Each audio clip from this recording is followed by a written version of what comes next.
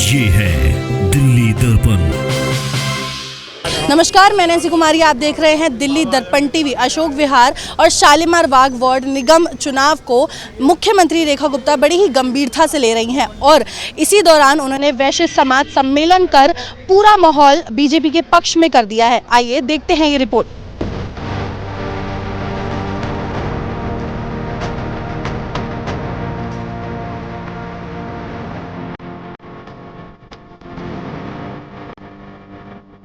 जितना बजट चाहिए रेखा गुप्ता आपको देगी, पर अशोक विहार को विकास की तरक्की के नए आयाम पे लेके जाएंगे।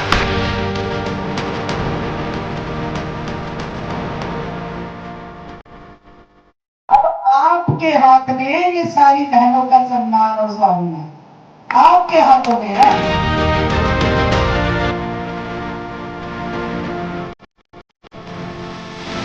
अशोक विहार विधानसभा का एक भी काम जो आप सोचते हो कि होना चाहिए रुकेगा नहीं। ये मेरा अवसर है।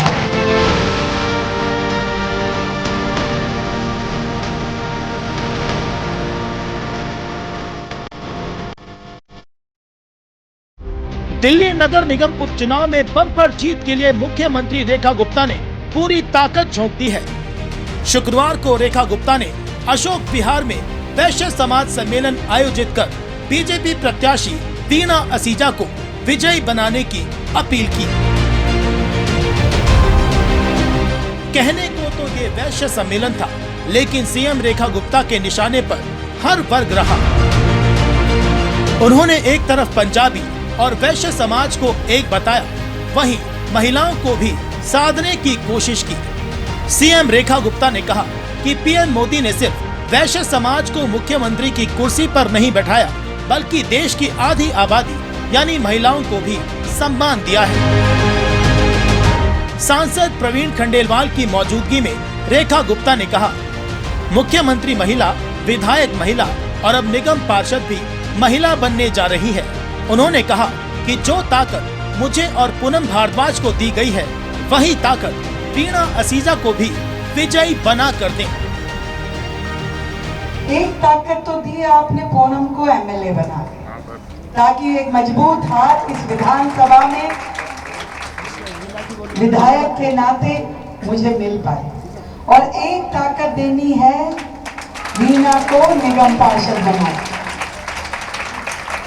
जब ये पूरा क्योरम पूरा होगा, निगम पार्षद, विधायक, मुख्यमंत्री और सांसद, और चारों जन आपकी सेवा में पूरे तरीके से एक आवाज पे आपकी। इस वैश्य सम्मेलन में अग्रवाल वेलफेयर सोसाइटी के अध्यक्ष अनिल गुप्ता सहित कई पदाधिकारी और समाज के प्रमुख लोग बड़ी संख्या में शामिल रहे। कुछ प्रमुख लोगों ने पार्टी का पटका भी विधिवत पहना।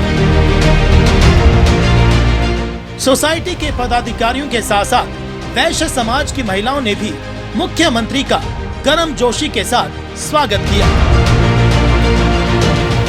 वैश्य समाज के प्रमुख गणमान्य लोगों ने मंच से ये खुलेआम स्वीकार किया कि वे सनातन के साथ हैं और प्रधानमंत्री मोदी के आभारी हैं कि उन्होंने सीएम का पद वैश्य समाज को दिया है।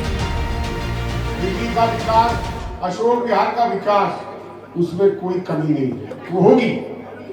लेकिन यहाँ जो मैं बात करना चाह रहा हूँ आपसे, उसको जरा ध्यान से सुन लीजिए। ये जो चुनाव है, ये विचारों की लड़ाई है, विचारों की लड़ाई है। आज देश जिस मुहाने पर खड़ा है, उसके अंदर दो विचार हैं। सनातन का एक विचार है, दूसरा विधर्मियों का विचार है। ये हार जीत जो है वो सत्य और असत्य की है। और अग्रवाल समाज ने जो आज वैश्य सम्मेलन का यहाँ पे शुरुआत की, रेखा जी का यहाँ पे अभिनंदन किया, स्वागत किया, वो सिर्फ इतना है कि देश के अंदर अगर मोदी जी ने हमारी एक महिला मुख्यमंत्री को वैश्य समाज से चुना है, तो हमारा भी धर्म और कर्म बनता है कि हम अपने मुख्यमंत्री के लिए जो भी वो हमें आवाज़ करे, हम उसको पूरा करें। हमने उनके कहने पे ही ये पूरा मीटिंग रखी, और इस मीटिंग के अंदर अग्रवाल सम्मेलन के साथ साथ जो हमारे यहाँ की काउंसिलर के लिए खड़ी हुई है वीणा असीजा जी, उनके लिए जो हमने अपील की है हम पूरा प्रयास कर रहे हैं पूरी टीम के साथ कि वो जीत के आए और अच्छे मार्जिन से जीते, जिससे कि वो काउंसलर, विधायक और सांसद सभी एक ही जगह के हो जाएं, जिससे कि यहाँ के कार्य के अंदर प्रगति हो। मंच से रेखा गुप्ता ने हंसी मजाक के अंदाज में कई बातें कही, जिसने सबको खूब हंसाया। एक वोट से हारने वाले नेता की कहानी सुनाकर उन्होंने संदेश दिया कि हर हाल में वोट डालना है और डलवाना है। एक नेताजी थे, कई बार विधायक बन लिए थे, फिर उनको टिकट मिल गई, फिर वो चुनाव लड़े तो एक वोट से हार गए।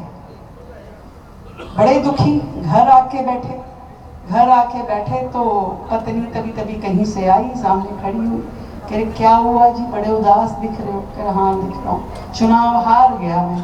कह कैसी बातें कर रहे हो, आप चुनाव हार गए, आप तो 4 बार रहे हो, 5वीं बार लड़ रहे थे, कितने वोटों से हार गए? कह रहे 1 वोट से।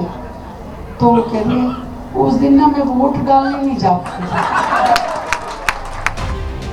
अग्रवाल समाज के मन से रेखा गुप्ता ने वैश्य, पंजाबी और महिलाओं को एक साथ साधकर मजबूत लामबंदी करने की रणनीति दिखाई।